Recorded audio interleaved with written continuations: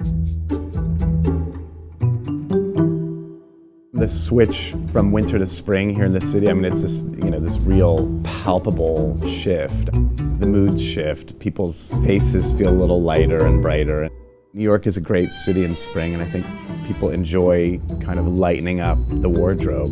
It's like trading your outerwear, your parkas, your overcoats for sport jackets, lighter weight jackets.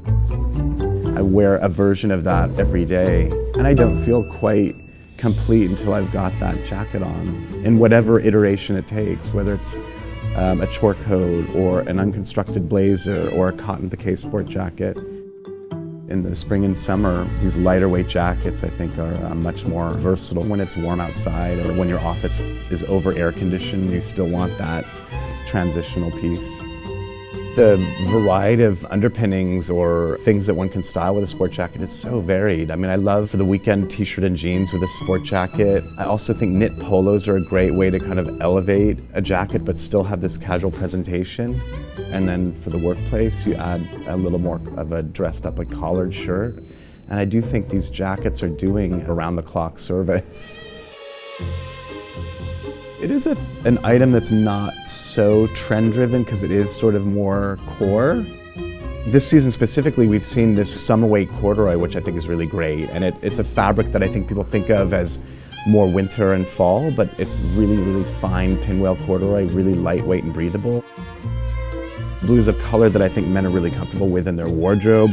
It's sort of an easy part of the uniform, and I think when you amplify the color a little bit, that gives it a new freshness. And we've seen a lot of olive, which I think looks also really refreshing. And then even new takes on the khaki, like more stone-colored khakis rather than the traditional. Men are getting much more comfortable playing with color, and I think that's a nice way to update your kind of spring jacket wardrobe. The most common mistake I find is men wearing jackets that are too big. Men look so much better when things fit them, when they fill out a jacket. So always just try your size or what the size you think you are and try one up and try one down. All of these pieces are really comfortable, but we're not going to be doing a workout in them. They should have a range of motion, but you are meant to be enclosed by a jacket, and that's the power of a jacket. The jacket has definitely morphed into this much more casual piece. I mean, it's really represented the shift in the workplace, the growing freelance class, the growing creative class that works maybe in and out of an office or goes to multiple offices a day or maybe works from home.